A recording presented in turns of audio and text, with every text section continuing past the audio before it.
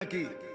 তো ছোট ছেলে সিদ্ধান্ত নিছে যে দুই ভাইকে ডাকবে, ডাইকা বলবে যে বাপের সেবা যে করবে সে সম্পত্তির ভাগ পাবে না।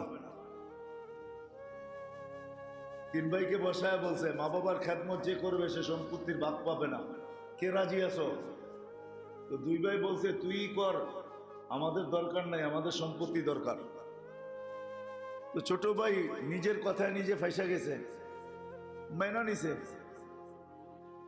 খেদমত করা শুরু করছে মা বাবার। মা বাবাও দুনিয়ার থেকে চলে গেছে, করতে করতে সব উজাড় করে দিছে, ঘরে এখন চুলোও জ্বলে না। তো স্বপ্নে আল্লাহ দেখাইছে মা বাবার বদলা হিসাবে তোমাকে 1 লক্ষ দিতে চাই, অমুক জায়গায় রাখা আছে, উঠায় নিয়ে আসো, দেড়হাম রূপার টাকা। বলছে আল্লাহ বরকত আছে? বলছে বরকত নাই। কইলে তাইলে আমার দরকার নাই। পরের দিন দেখাইছে 1000 রাখা আছে, নিবে? আজকে এটা সোনার দিনার। বলছে বরকত আছে? বলে তা বরকত নাই। বলে তাইলেও দরকার নাই। বা প্রতিদিনই ঘরালাদেরকে শোনায়, আর ঘরালারা খেপতে থাকে, চুলা জ্বলে না, তুমি 1 লাখও নিলা না, 1000ও নিলা না। পরের দিন স্বপ্নে দেখাইছে যে 1 দিনার আছে, নিবি?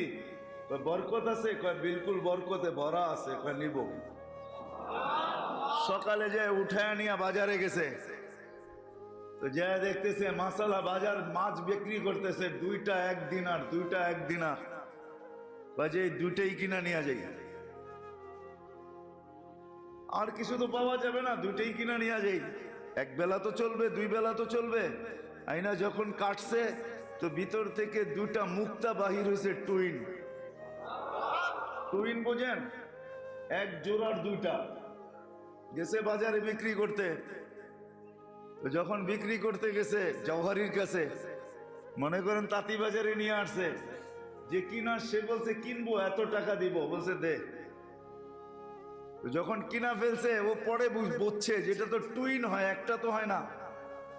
আমি যেখানে বেচবো ও তো টুইন চাবে, টুইন দিলে আমার দাম পাবো, বলে একটা দিলে আমাকেও এরকম কিছু দরায়া ছেড়া দিবে। তো জিজ্ঞেসে ওর বাড়ি খুঁজতে খুঁজতে, তোমার কাছে এটা একটা হয় না, টুইন হয়, আর একটা আছে? কয় আছে। বলছে প্রথমটা বেচছি তোমার দামে, দ্বিতীয়টা বেচবো আমার দামে, নিবে? তো বলছে কত দাম হাঁকাও? বলে বেশি হাঁকাবো না, 10 গাদা যতগুলা টাকা উঠাইতে পারে কাঁচা টাকা অতটি দিবা। বলছে ডান, নিলাম কিনা।